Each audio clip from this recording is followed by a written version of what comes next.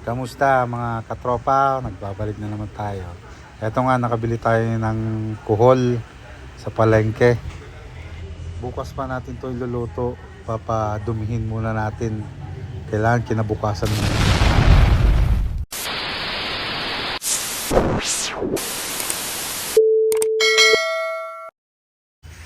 Okay na nga mga katropa, good morning.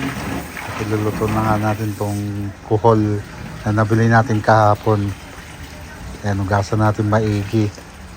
Tapos babasagin natin yung kutan niyan.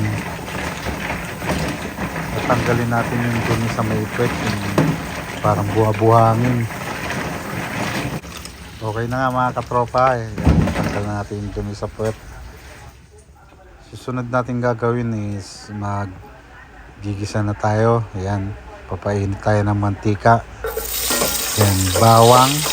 Haluluin natin yung bawang para maluto siya. Bago mag golden brown, lagay na natin yung sibuyas.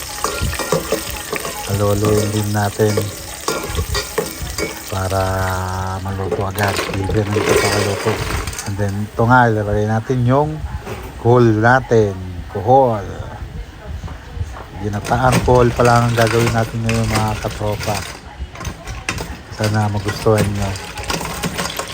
Haluhaluin natin para tumapit yung lasa ng bawang. Tapos ito nga, takpan muna natin. Maglalagay na rin tayo ng tanglad para matanggal yung lasa niya. Yung lansa pala. Tapos itong gata niya. Yan, maglalagay din tayo ng gata. Unahin natin yung unang gata, pero halos pagsabayin na rin natin. Mabilis lang naman kasi maluto tong kuhol eh. Tsaka pala di na ako naglagay ng luya kasi may tanglad naman na. Tatanggal na rin yung lansa sa tanglad.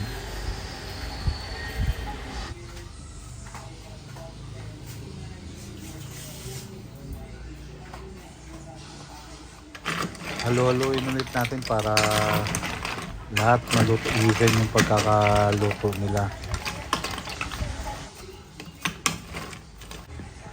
Yan, sunod natin ilalagay is patis. Dato puti patis. Baka naman, nabubulol pa.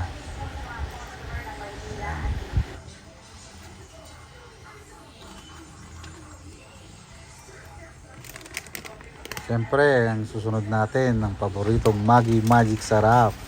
Yan ang ating pampalasa lagi sa ating mga niluluto. Maggi Magic Sarap. And then, yung kapatid niya, ang paminta. Paminta, paboritong paminta. Paminta ka ba? Yan, tapos takpan natin. Hayaan natin kumulo. Mga 3 to 5 minutes siguro, okay na to. Antay-antay na lang at kakain na ulit. Tanggalin pala natin yung mga bubbles niya. Yung nagbabubbles, madumi kasi ito eh. Pero makakain naman kahit meron yan. Ayan, tapos haluhaluin natin.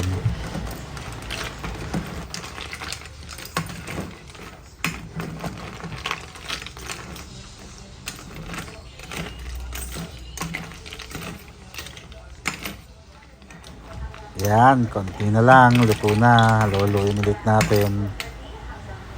Nasa lumapot yung sabaw. Tapos lagyan natin ng siling green. May amoy, pampalasa, may konting anghang. Actually, gusto ko nga lagyan ng siling pula eh, labuyo eh. Ako lang din naman kakain nito eh. So, ayan nga guys. Nakikita nyo naman yung pagkulo niya. Medyo lumalapot na yung sabaw. Konti na lang, okay na to. Kakain na tayo. Lunchtime na naman. Yun, okay na guys. Mga katropa, kain na tayo. Tara na, let's go guys. Kain na.